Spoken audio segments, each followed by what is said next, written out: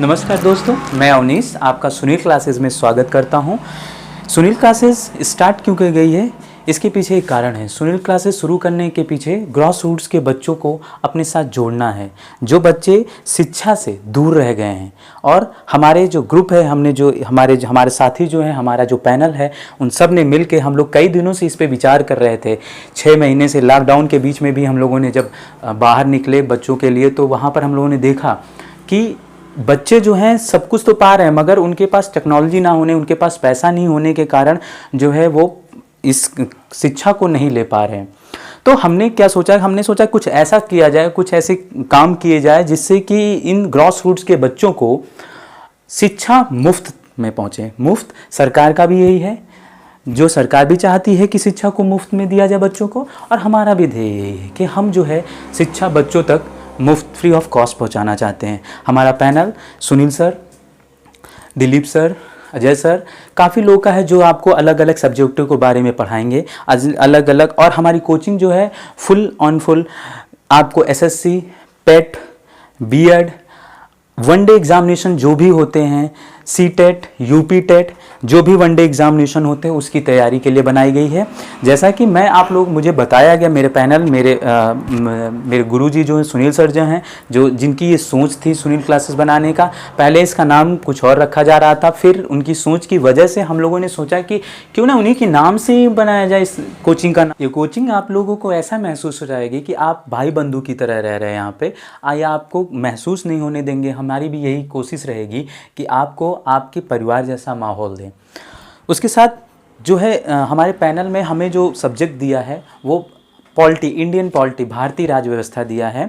भारतीय राज्य व्यवस्था जो कि हमारे आपको मेंशन है बोर्ड पे, भारतीय राज्य व्यवस्था जो वनडे एग्जामिनेशन हो, चाहे आईएएस हो, चाहे पीसीएस, सिविल सर्विसेज के एग्जामिनेशन हो, उन सभी के लिए एक बहुत ही इम्पॉर्टेंट सब्जेक्ट है, जो अपना रोल एक अलग ही तरीके से प्ले करता है। जो पॉलिटी में अच्छा कर ले जाता है, आई होप सो आप जानते होंगे दोस्तों कि पॉलिटी जिसकी अच्छी होती है वो बहुत निश्चिंत रहता है। 20 से 25 नंबर, मैक्सिमम 25 नंबर, और मिनिमम आपके 7 से 8 नंबर तो कहीं नहीं जाते हैं वनडे एग्जामिनेशन में। चाहे आप सिविल सर्विसेज की बात करें, अभी रिसेंटली आपका यूपी पीसीएस का भी पेपर हुआ है। यूपी पीसीएस में भी अच्छे खासे क्वेश्चन आपके इंडियन पॉलिटी से आए हुए थे। हम लोगों ने देखिए इसमें काफ़ी क्वेश्चंस जो हैं आपके इंडियन पॉलिटी के। तो इंडियन पॉलिटी जो मैं आपको पढ़ाऊंगा वो एग्ज़ाम ओरिएंटेड पढ़ाऊंगा, जो एग्ज़ाम में ज़रूरी है, जो एग्ज़ाम में पढ़ने पे एग्ज़ाम में आपके आए। ना कि आपको मैं पोथी पढ़ाऊंगा। मैं आपको श्री लक्ष्मीकांत जी की एक बुक है, एस लक्ष्मीकांत जी, मैं ये पूरी आपको बुक नहीं पढ़ाऊंगा। इतनी मोटी बुक मैं आपसे कह दूंगा पढ़ लो, कोई भी पढ़ने को पढ़ सकता है, मगर पढ़ने से नहीं मतलब। इस बुक को हम तो भगवान की तरह पूछते हैं, क्योंकि हमारे लिए तो ये भगवान है। लक्ष्मीकांत बुक है, भारतीय राज्य व्यवस्था, मगर इससे क्या आता है और कितना पढ़ना है और कहाँ से पढ़ना है, ये सबसे ज़्यादा ज़रूरी चीज़ है।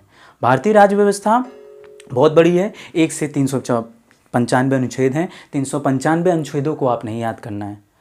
अनुसूचियाँ जो आपकी हैं उनको नहीं याद करना है, पूरे याद नहीं करना, आपको समझना है, जानना है कौन क्या कैसे आया। और सबसे इम्पॉर्टेंट चीज़ आपको क्या है कि जो भी मैं पढ़ाऊँगा, भारतीय राज्य व्यवस्था में आपको पढ़ाऊँगा, भारतीय राज्य व्यवस्था के हर एक चैप्टर को पढ़ाने के बाद मेरा यही एक रहेगा कार्य कि आपके साथ मैं उसका रिवीजन करूँगा। क्यों? क्योंकि सफलता का सबसे बड़ा मंत्र है, पढ़ते सभी लोग हैं, पढ़ते मैं भी पढ़ूंगा, आप भी पढ़ोगे, और जो इस वीडियो को देखेंगे, जो नहीं भी देखेंगे, वो सेल्फ स्टडी जो कर रहे होंगे वो भी पढ़ेंगे।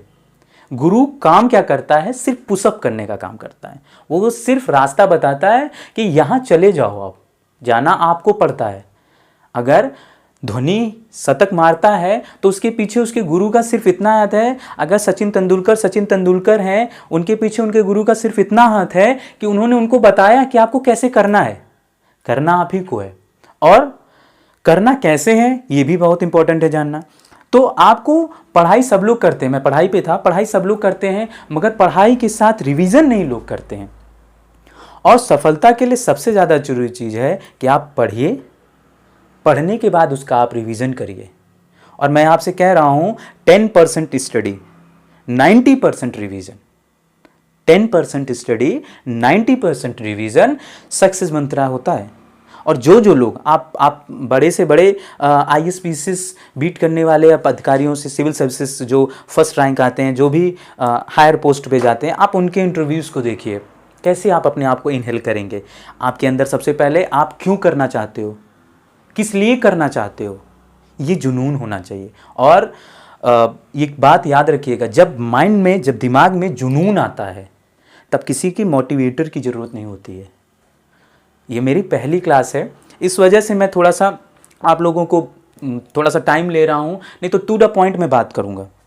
टू द पॉइंट मतलब मुझे क्या पढ़ाना है, क्या पेपर में आएगा, पेपर की एनालिसिस क्या कहती है, और कहाँ से क्वेश्चन ज़्यादा पूछे जा रहे हैं। अभी क्या ट्रेंड हो चुका है, क्वेश्चन पॉलिटी में जो क्वेश्चन पूछे जाते हैं उसका ट्रेंड ऐसा हो चुका है कि आप से क्वेश्चन जो है वो पूछे जाएंगे पॉलिटी के, मगर संशोधन जो हो रहे हैं आजकल चल रहे हैं, हमारी सरकार को तो आप देख ही रहे होंगे, एकदम बैक टू बैक संशोधन कर रही है।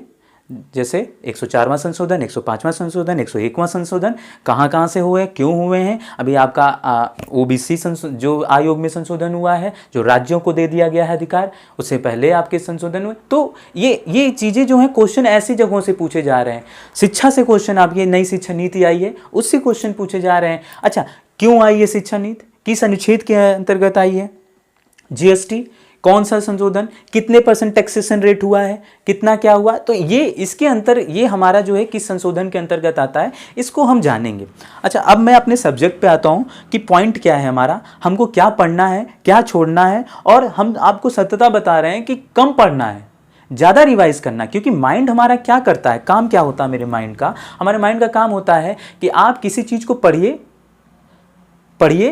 और पढ़ने के बाद, जैसे मान लीजिए कि मेरी ये किताब है M लक्ष्मीकांत, मैंने इसको पढ़ा, पढ़ने के बाद मैंने एक चैप्टर पढ़ा, मान लीजिए हमने केंद्र सरकार पढ़ा, जो सबसे इंपॉर्टेंट है, आई थिंक केंद्र सरकार भाग 3 जो है, इस केंद्र सरकार के अंतर्गत आपका जानिए कि 25% क्वेश्चन बनते हैं, क्योंकि इसके अंदर राष्ट्रपति है, उपराष्ट्रपति है, संसद है, समझे। तो इसमें क्या है, प्रधानमंत्री हैं, उनका मंत्रिपरिषद है।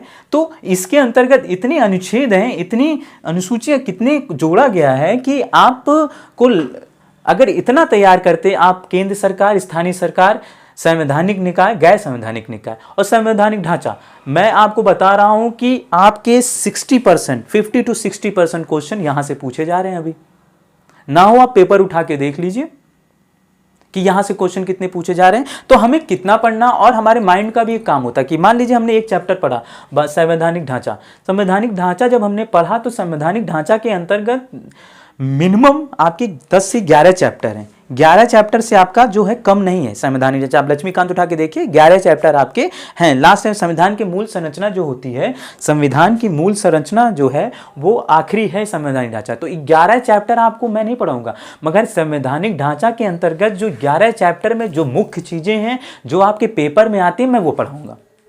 क्योंकि आज आपको पेपर ओरिएंटेड पढ़ना है, आपके पास टाइम नहीं है। सरकार नई नई स्कीमें ला रही है, कब किसको क्या कर दे ये तो कोई जानता नहीं है, कब कहाँ पे कौन सा वीर पैदा हो जाए ये भी नहीं जानता है। तो हमें क्या करना है, हमें वीर बनना है, वीर बनना है, वीर पैदा नहीं करना है। वीर जो होते हैं वो बन जाते हैं, और वीर बनते कैसे हैं, प्रॉपर स्टडी और पढ़ने का एक वो तरीका आपके पास होना चाहिए। पढ़ने का तरीका क्या होना चाहिए, आपको जो है कैसे पढ़ना है, रिवाइजेशन आपको कैसे करना है। पहले आप जो पढ़ते हैं उसको एक बार रिवाइज कर लीजिए, पढ़ लीजिए, फिर रिवाइज कर लीजिए। रिवाइज कर लेने के बाद 12 घंटे बाद फिर एक बार रिवाइज करिए। 12 के बाद आप जो है 48 घंटे से 12 घंटे के बीच में एक बार फिर से रिवाइज करिए, ठीक है। उसके बाद आप 72 घंटे, मतलब ठीक 72 घंटे, मतलब 3 बार रिवाइजेशन आपका हो जाना चाहिए। 3 बार जब रिवाइजेशन आपका हो जाएगा तो आपकी स्थिति अच्छी हो जाएगी। अभी मैं आपके बताता हूँ कि हमें पढ़ना क्या क्या है। हमारा सबसे पहला टॉपिक है संवैधानिक ढांचा भाग 1। इसके अंतर्गत क्या क्या चीज़ें आती हैं, इसके अंतर्गत हमारा आता है नागरिकता, मौलिक कर्तव्य, मौलिक अधिकार, संविधान के विश्लेषण, जो हमारा संविधान है कि कैसे बना, कब हुआ, 1600 ईस्वी में कब महारानी एलिजाबेथ ने क्या किया, उसके बाद company BIT British east India company जो कैसे आई यहाँ पर और उसने कैसे अपना आधिपत्य जमाया, फिर उसके आधिपत्य को कैसे जो है ब्रिटिश क्राउन ने कैसे ख़त्म किया। तो संवैधानिक ढांचा के अंतर्गत हम पढ़ेंगे 1773, 1935, ये सारी की सारी चीज़ें, पार्लियामेंटो सुधार 1999, सॉरी 1919, 1909, इन सब चीज़ों को हम इसके अंतर्गत पढ़ेंगे। सरकार की कार्यप्रणाली, सरकार की कार्यप्रणाली में क्या आता है, संघीय व्यवस्था। संघीय व्यवस्था के अंतर्गत आपको क्या क्या पढ़ना है, संघीय व्यवस्था, आपातकाल का प्रावधान, सबसे इंपॉर्टेंट चीज आपातकाल। इस समय कुछ भी हो जाता है, क्या कर दो, आपातकाल लगा दो। राष्ट्रपति आपातकाल लग जाए तो राष्ट्रपति का आपातकाल क्यों लगता है, किस तरह के लगता है, यहां से कितनी क्वेश्चन पहुंचे। अंतरराज्यीय संबंध, अंतरराज्यीय संबंध और केंद्र राज्य संबंध, ये बहुत इंपॉर्टेंट चीज इस समय है। केंद्र राज्य संबंध और अंतरराज्यीय संबंध, जैसे अंतरराज्यीय संबंध में क्या आपका आता है, नदियों का बंटवारा। अभी आप देख रहे होंगे केन बेतवा नदी, ये जो हम पढ़ेंगे केन बेतवा, अंतर्राज्यीय मध्य प्रदेश और उत्तर प्रदेश के बीच में है। केन और बेतवा नदी के जल को जो है एक नहर के माध्यम से लाके जोड़ा जा रहा है, कैसे होता है, ये सब केंद्र राज्य संबंध के बीच में ही आते हैं। अंतर्राज्यीय संबंध जो होता है ये भाग सरकार की कार्यप्रणाली भाग 2 का हिस्सा है। उसके बाद सबसे इंपॉर्टेंट आता है आपका केंद्र सरकार।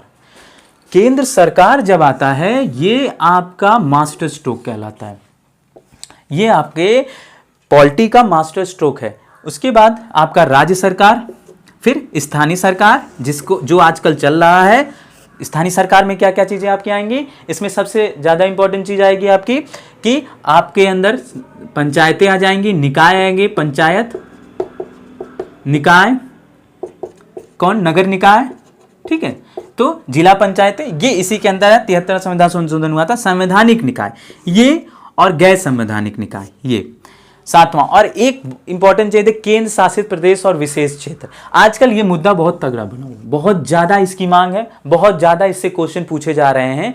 और संवैधानिक निकाय चर्चा में है, गैर संवैधानिक निकाय, संवैधानिक निकाय क्या होते हैं, जैसे OBC, SC, ये सारे क्या हैं, आयोग जो है, OBC आयोग, पिछड़ा राज्य पिछड़ा आयोग, केंद्र पिछड़ा आयोग, ये सब क्या है, संवैधानिक निकाय हैं। मगर गैर संवैधानिक निकाय क्या है, आपका नीति आयोग, ये आपका क्या है, गैर संवैधानिक निकाय है। अच्छा, इसके अंतर्गत भी हम लोग पढ़ेंगे कि संवैधानिक निकाय क्या है, भाग 7 है, और गैर संवैधानिक निकाय भाग 8 है, और केंद्र शासित प्रदेश और विशेष क्षेत्र।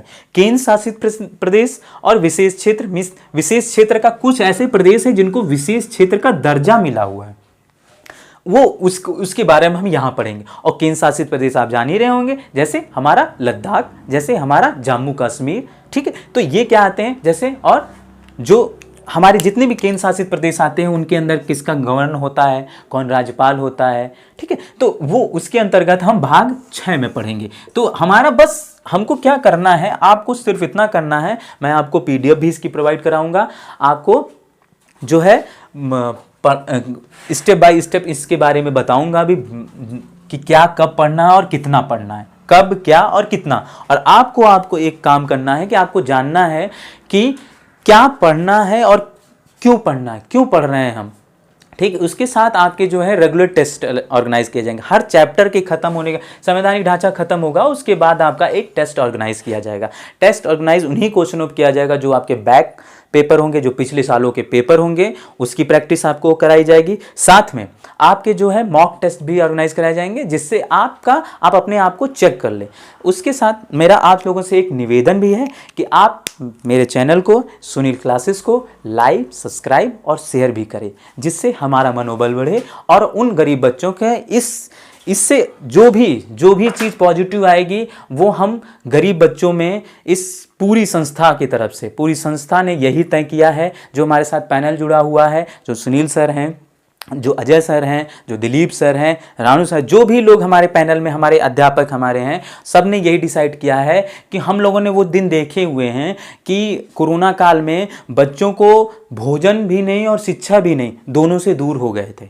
तो हमारी यही कोशिश है कि उन लोगों तक हमारी बात पहुँचे, उन बच्चों तक ये शिक्षा पहुँचे, चाहे जिस भी माध्यम से।